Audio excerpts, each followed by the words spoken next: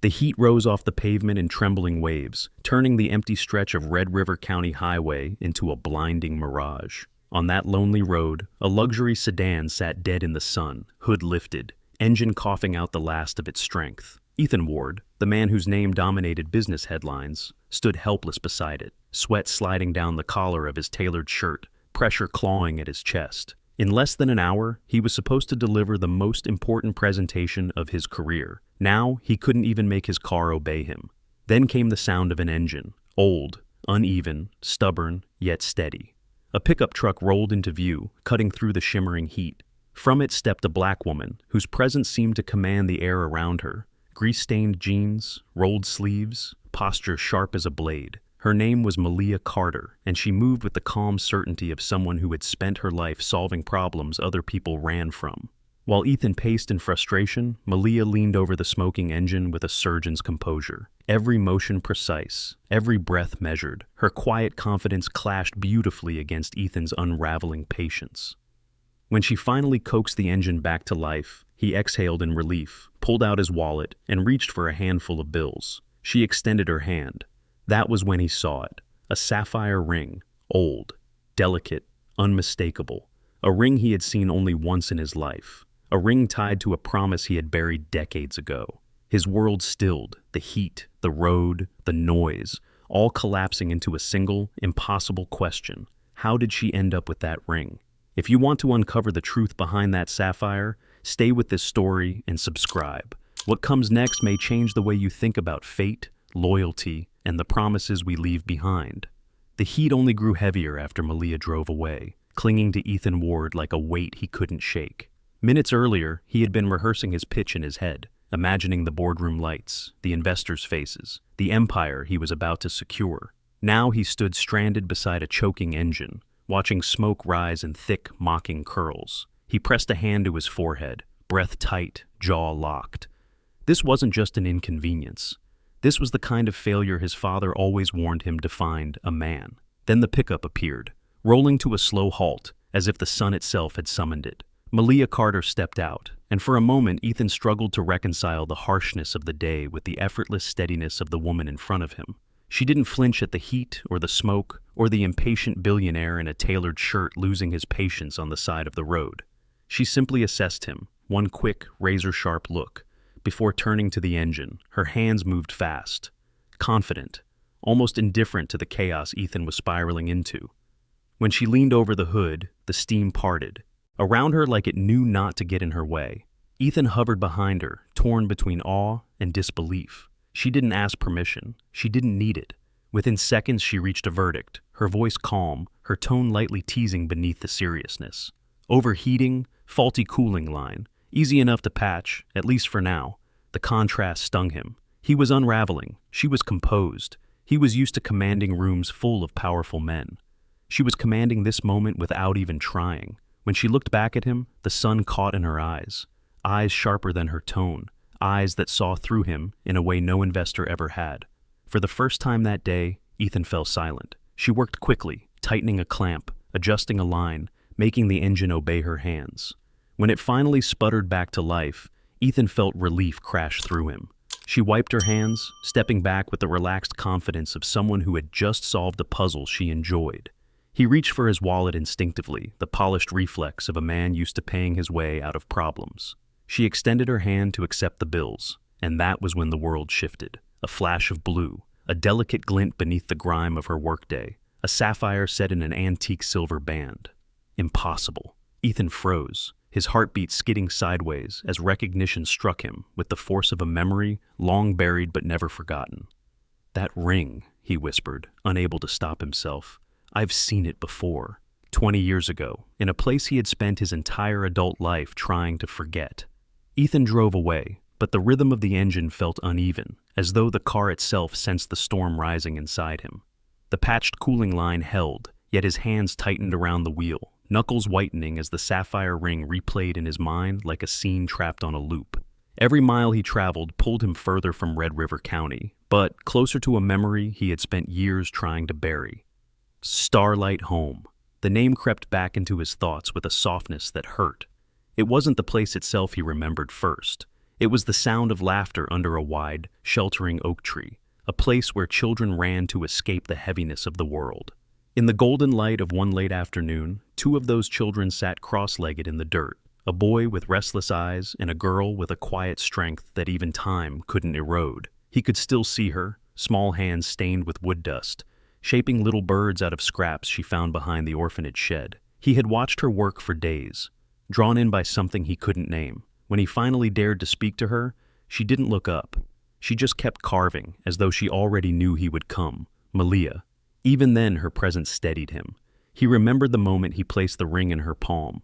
It had been his mother's, a delicate sapphire framed in a silver band almost too ornate for a child to wear. He told her he didn't want her to feel alone, not when he was being taken away.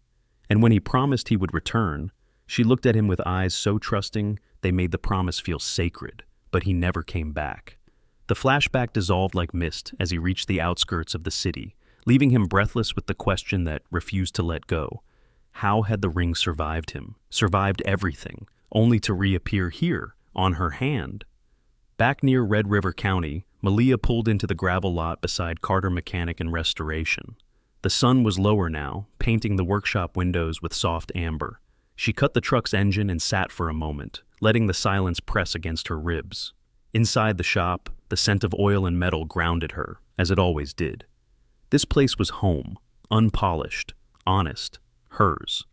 Jonas Carter emerged from the back, wiping grease from his hands as he studied her face. He had raised her, steadied her through storms far worse than a chance roadside encounter. He didn't need to ask what was wrong, but he did anyway, gently. She didn't look at him. "He didn't recognize me," she said, her voice low, tight. "Not the way that matters." Jonas stepped closer, concern etched into the lines on his face. "Malia?" She forced a laugh, but it cracked on the way out. "It's fine, really. He forgot. Only the ring remembered me." Jonas placed a steady hand on her shoulder, but she slipped away, heading toward the small room tucked behind the workshop. Inside, beneath an old wooden shelf, she pulled out a box she hadn't opened in months. A box of things she should have thrown away years ago. Inside lay the pieces of a life she no longer claimed. She lifted the newspaper clippings, headlines screaming Ethan Ward's rise to fortune. Business prodigy, philanthropist, future heir to the Ward empire, and then the one that stung the most, his engagement announcement to Elena Harrington, the polished heiress whose smile looked as though it had never known struggle. Malia traced the face in the photograph, not with longing, but with a sadness carved deep over 20 years. The Ethan she once knew, the boy who promised to return under the shade of a starlight oak, felt like a ghost she had finally learned to live without. Yet fate had placed his broken car in her path today, and the ring he gave her had survived 2 decades only to remind her of a promise that had never been kept. She closed the box, but her chest remained open, raw, and restless. Some memories refused to stay buried, some questions refused to fade, and somewhere between Red River dust and the shadows of Starlight home, a storm was beginning to gather. The next morning, the sun had barely climbed past the rooftops of Red River County when a modest gray sedan pulled into the gravel lot outside Carter Mechanic and Restoration. No luxury badge, no gleaming chrome, no trace of the Ethan Ward the world believed they knew. He stepped out, wearing jeans and a simple shirt, as if shedding his tailored armor might make him less recognizable, less haunted. But nothing could hide the tension in his shoulders or the storm still flickering behind his eyes. Inside the workshop, the soft hum of machinery filled the air. Malia was bent over an engine block, her movements measured and precise, the way a pianist might warm up before a performance. When she straightened and saw him standing silently in the doorway, her expression tightened. Not surprise, but something sharper, something wary. Ethan swallowed. Words didn't come easily, so he extended his hand instead.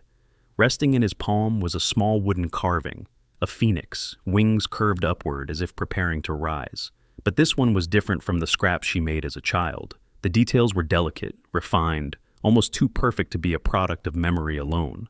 Malia stared at it, unable to speak. She had carved dozens of birds at Starlight home, most lost, broken, tossed aside, but this one had survived.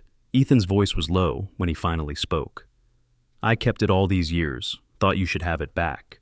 It wasn't the carving that shook her, It was the sincerity in his tone, the quiet ache that didn't belong to the polished mogul she had seen in newspapers. It belonged to the boy under the oak tree. They stepped outside, the morning still cool enough to soften the edges of their unease. For a moment, neither spoke. The silence between them was full, not awkward, but heavy with 20 years of unfinished sentences. Ethan was the first to break it. "Starlight wasn't a choice for me," he said quietly. "My father decided everything. Where I lived, where I studied, who I could be. Even now, I'm still living the life he built for me." His jaw clenched. "Including an engagement I never agreed to. A merger disguised as a marriage." The admission hung in the air, raw and unpolished. Malia folded her arms, her voice steady but edged. "So, why come back? Why now?" Ethan looked at her then, really looked, and guilt flickered across his face. "Because the moment I saw that ring, I knew the past wasn't done with me, and neither was the truth." But he didn't say the rest. He didn't tell her about the documents he'd found in his father's office, or the whispers about Project Red River, or the gnawing suspicion that everything he'd been raised to inherit was built on something rotten. Malia didn't tell him her secret either. She didn't reveal the folder hidden deep in the workshop, filled with land deeds and forged signatures, evidence that the Ward Empire had stolen everything from her family long before she learned how to hold a wrench. Some truths were too dangerous to speak aloud. Not yet. From the workshop doorway, Jonas Carter watched them with narrowed eyes. Years of protecting Malia had sharpened his instincts, and nothing about Ethan Ward sat right with him. Not the sudden appearance, not the softened manners, not the apology he couldn't quite form. Jonas stepped closer, his voice low but loaded. "You finished your business here?" Ethan straightened slightly, but he didn't retreat. "Not this time. I'm not here to cause trouble," he said. "I just needed to return something that never belonged to me in the first place." Jonas didn't answer. He didn't have to. Suspicion lingered thick in the air, wrapping around them like a boundary Malia wasn't allowed to cross. But fate had already crossed it for her. Ethan met Malia's eyes one last time before leaving, and in that silent exchange, something old shifted. Something long buried stirred awake. Neither of them knew it yet, but the secrets they carried, separate, heavy, and dangerous, were about to collide in ways that would shatter everything they thought they understood about their past, their families, and each other. Night had fallen over Ward Estate like a heavy curtain, swallowing the manicured lawns and marble fountains in a darkness too complete to feel accidental. Ethan moved through the silent halls with the careful steps of a man trespassing in his own life. The portraits of Ward men, his supposed lineage, seemed to watch him as he passed, eyes painted with ambition and something colder. Something he now feared lived in him too, but fear wasn't enough to stop him, not after seeing that ring, not after realizing that fate had dragged the past back to his doorstep. He slipped into Gregory Ward's office, a room built to intimidate. The walls were lined with mahogany, the air thick with the scent of old cigars and polished authority. Ethan knew this place. He had grown up in its shadow, but tonight it felt foreign, like an empire he had never chosen but had always been expected to inherit. His pulse quickened as he unlocked the drawer he wasn't meant to touch, and then another, and another, until, beneath a false bottom, he found a folder marked with the one name he hoped he'd misheard earlier that day: Project Red River. The edges of the folder were frayed, as if someone had handled it often, and roughly. Ethan opened it, expecting contracts, blueprints, financial reports. What he found instead sent a cold tremor down his spine. Forged deeds, threat letters, documents signed under duress, a land transfer pushed through with ruthless efficiency, and at the center of it all lay the name of the Carter family. Her family. His breath caught as he turned the next page, a death certificate, faded, stained, fraudulent. It bore the name of Malia's mother, stamped and notarized as though the woman had ceased to exist decades ago, but the dates didn't align. The signatures were inconsistent. It was a death created on paper, not in reality. Ethan staggered back, gripping the edge of the desk to steady himself. His father, Gregory Ward, had done this. This wasn't just business. This was dismantling a life, erasing a family, rewriting the truth through fear and legal precision. The weight of it crushed him. He had spent years trying to become the man his father demanded, and now he wondered whether being anything like Gregory Ward was the greatest danger of all. While Ethan's world fractured in the cold light of falsified documents, Malia stood alone in her workshop, staring at a letter that shouldn't exist. The envelope was yellowed, edges worn, handwriting shaky. It had arrived anonymously years ago, tucked beneath the workshop door before dawn, containing only a single line. I am alive. I am waiting for you. She hadn't known whether to believe it, whether it was hope or cruelty, whether it was meant to save her or break her. Tonight, she unfolded it again, hands trembling, and something in her chest cracked open. Jonas found her there, standing in the dim workshop light, framed by tools and shadows. He didn't need to see the letter to know what she was thinking. Don't do this, Malia. Gregory Ward is a dangerous man. She looked up at him, eyes fierce in a way that made her look older than her years. He already destroyed my family once. I won't let him keep the truth buried. Jonas hesitated, fear and pride warring in his expression. You deserve answers, but be careful. That man built an empire on the silence of others. Malia turned away, gripping the letter as though it tethered her to something real, something unfinished. Across town, Ethan shoved the incriminating documents into a folder and left Ward Estate with the urgency of a man fleeing a burning building.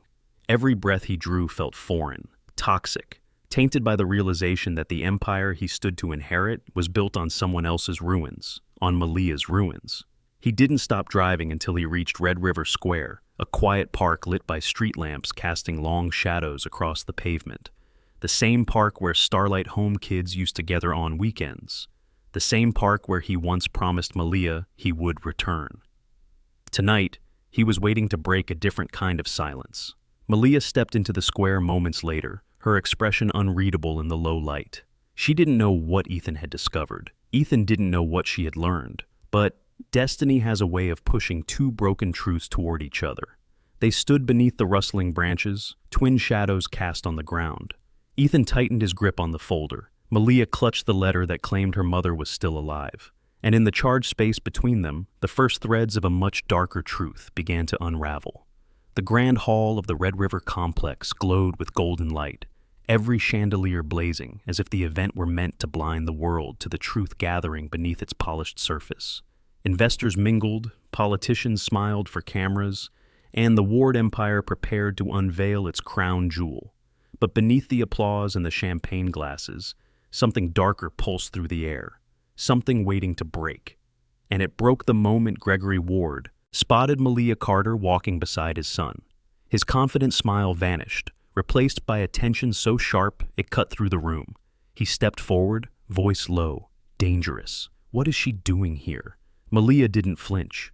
For the first time in her life, she stood face to face with the man who had taken everything from her family. The lights overhead cast a long shadow across Gregory's face, carving the lines of a man who had spent decades hiding behind power.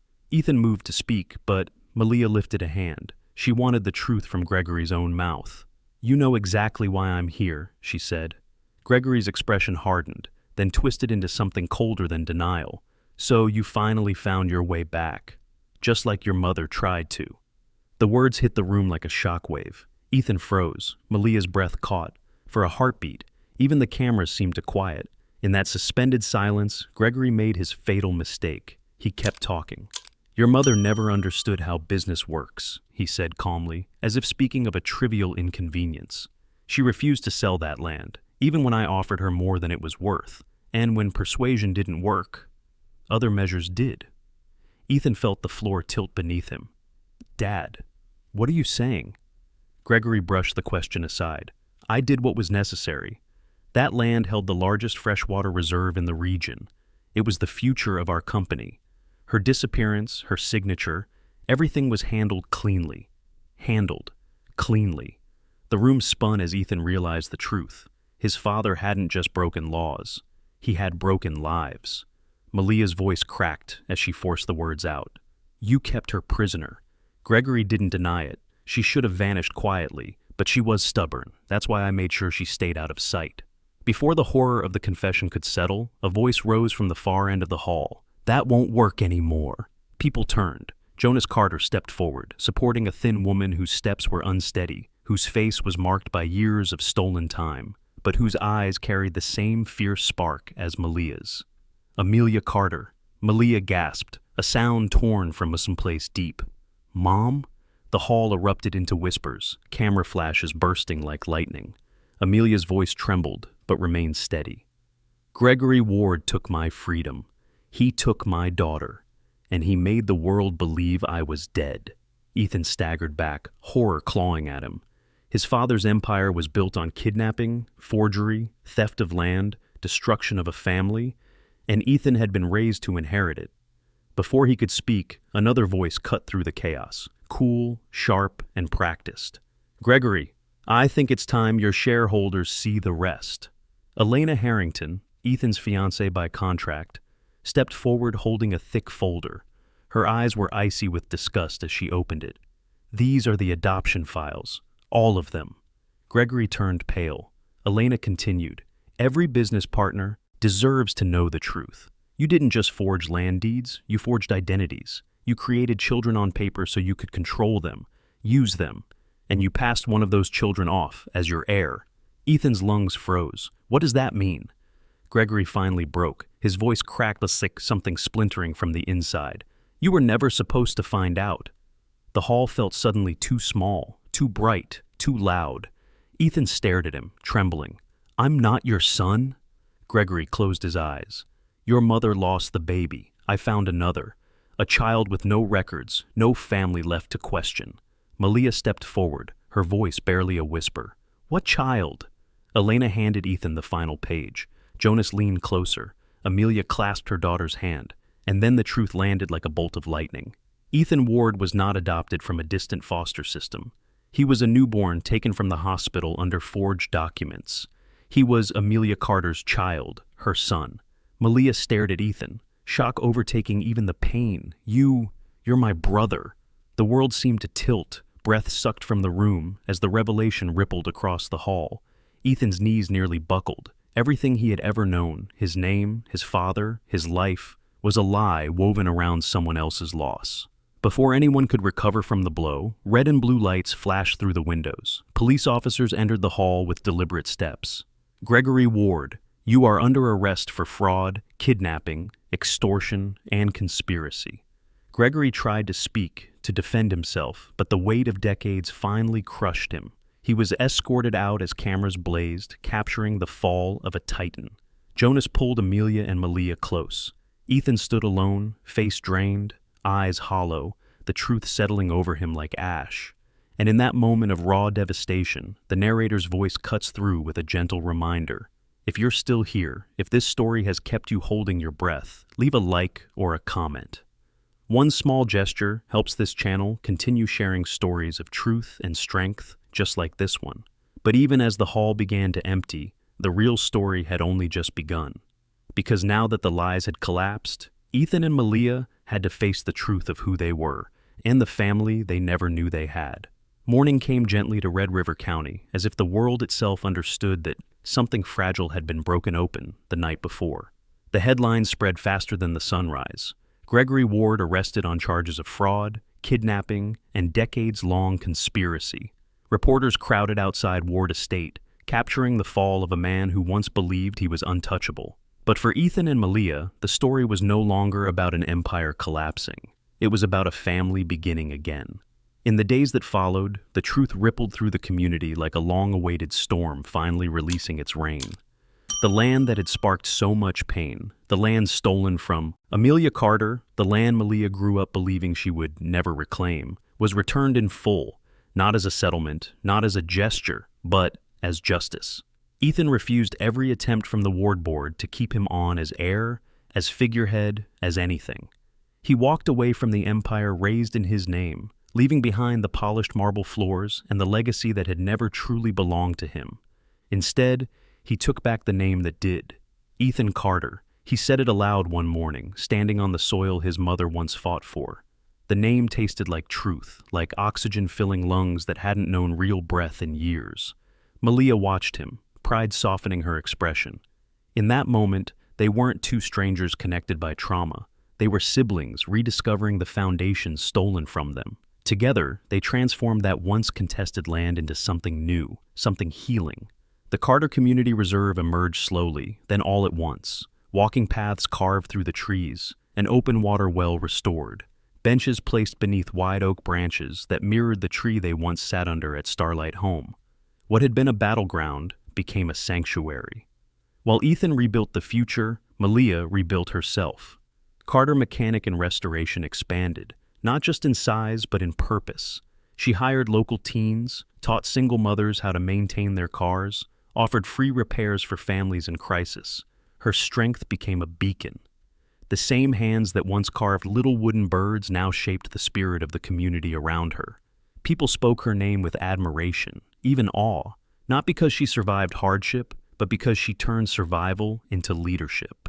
Ethan found his own calling in the echoes of his childhood. He founded the Carter Foundation for orphaned youth, pouring resources into schools, mentorship programs, and shelters modeled after the Starlight home that had given him and Malia their first sense of belonging.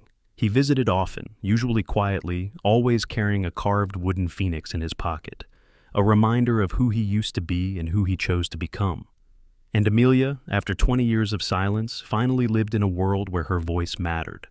Her laughter returned first, light but persistent. Then came the stories she had been forced to hold inside, told slowly over evening tea in Malia's kitchen. She walked the reserve almost every afternoon, her children on either side of her. No guards, no locked doors, only freedom and the family she had once feared she would never see again. Their lives did not become perfect. Healing rarely unfolds in straight lines, but there was a peace in their days now, a steady warmth that grew from the simple truth that the past could no longer rule them. In the end, the empire built on lies had crumbled, but from the rubble, something far stronger had risen. A family reclaimed, a community restored, a future rewritten by the very people meant to be erased. And beneath the branches of an old oak tree in the Carter Reserve, Malia still wore the sapphire ring, not as a relic of pain, but as a symbol of everything they survived and everything they chose to become. In the end, everything returned to where it began, with a single sapphire ring catching the morning light. What once seemed like a relic of a forgotten childhood had become the thread that stitched an entire family back together, revealing lies, unearthing truths, and guiding two lost siblings home to one another. It wasn't the ring's value that mattered, but the memory it carried, the promise it protected, and the legacy it refused to let die. Because promises, no matter how deeply buried, never truly disappear. Justice, no matter how delayed, always finds its way to the surface. And family, once torn apart by greed and cruelty, can rise again stronger than before. In the soft glow of dawn, inside the newly rebuilt workshop, Malia tightened the last bolt on an engine as Amelia wiped grease from her hands, laughing at something Ethan said while sorting tools at the workbench. 3 lives, once separated by fear, now moved in quiet rhythm, like a melody finally restored. The world outside was still imperfect, still unpredictable, but here, within these walls, there was peace, purpose, and the unmistakable warmth of a family reclaimed. Their story was not about the fall of an empire, it was about the rise of truth, the healing that grows only after the storm has passed, and the unbreakable power of love that endures even when the world tries to silence it. If this journey touched your heart, if it reminded you that truth and light always find their way back, consider leaving a like, subscribe, or comment to help Black Soul Stories continue sharing the voices and victories that deserve to be heard.